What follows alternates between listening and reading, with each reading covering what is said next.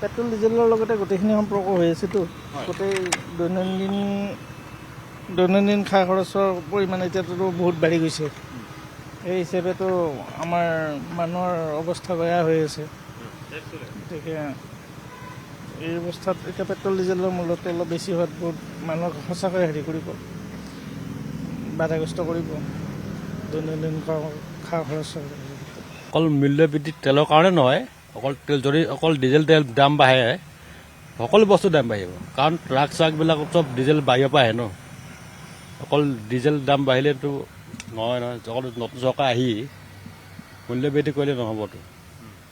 অকল তেল বুলিয়ে নহয়, চব বস্তুৰ দাম বাঢ়িব এতিয়া। কাৰণ সেয়াই আৰু অসুবিধা হয় এতিয়া বস্তুটো চব আমাৰ যেনেকৈ আমি গাড়ী চলাওঁ, আমাৰ সেইটো বঢ়া নাই, আমাৰ একেভাগে আছে। যিটো মূল্য পাব লাগে আমি সেইটোতো আমাক বঢ়াই দিয়ে মালিকবিলাকে। চৰকাৰে এইটোতো চাব লাগে ন, মিডিল ক্লাছৰ মানুহবিলাক। অকল ডিজেল বুলিয়ে নহয়, এইটো জনসাধাৰণৰ অলপ ক্ষতিকৰ হ'ব আৰু আমাৰ অসুবিধা হ'ব চলিবলৈ। হয়, যিহেতু প্ৰধানমন্ত্ৰী এনেধৰণে কৈছে, কিন্তু হ'লেওতো আমাৰ বহুত ক্ষেত্ৰত সুবিধা অসুবিধাক লৈ কথা আছে। কাৰণ ব্যক্তিগত যিখন গাড়ী, আমাৰ সেই বাহনখন থাকিলে আমি যিকোনো সময়তে আমি অটোত যাব পাৰোঁ। কিন্তু ৰাজহুৱা গাড়ী বা তেনেকুৱা আমাৰ সময়ৰ লগতো কথা থাকে, সময় সুবিধাৰ লগতো কথা থাকে। গতিকে সেই ক্ষেত্ৰত বহু ক্ষেত্ৰতে কিন্তু প্ৰযোজ্য নহ'ব।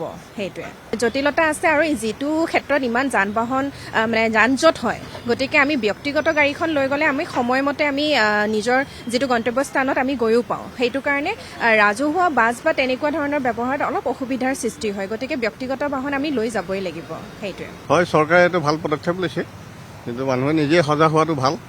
আৰু তেখেতৰ যিহেতু বস্তুৰ মূল্য বৃদ্ধি বাঢ়িবই, কিন্তু এতিয়া ধৰি লওক সকলোখিনি চাই চিতি নিজে সজাগ হ'ব লাগিব।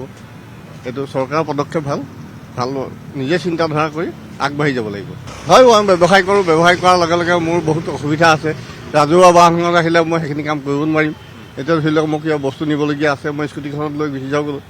সেইটো কাৰণে ৰাজহুৱা বাহনত চব বস্তু নহয়। কিবা অফিচলৈ গ'ল, কিবা এটা গ'ল, স্কুল গ'ল, কিবা গ'ল, ৰাজহুৱা বাহনত হয়। কিন্তু ব্যৱসায় ক্ষেত্ৰতে ৰাজহুৱা বাহনখনে কাম নিদিয়ে। কাৰণ মই স্কুটিখন ল'লে মই নিজৰ জেগাত গৈ পেলাই উপনীত হ'ব পাৰিম। আৰু সেই যি জেগাত যাম বুলি মই চিন্তা কৰোঁ, সেই জেগাত চৰকাৰী বাহন নাযাবও পাৰে। সেইটো কাৰণে দুইটাই আছে। কিন্তু পদক্ষেপখিনি আৰু নিজেই চিন্তা চৰ্চা কৰি চলিব লাগিব। আৰু পদক্ষেপ চৰকাৰে যি লৈছে ভালেই লৈছে।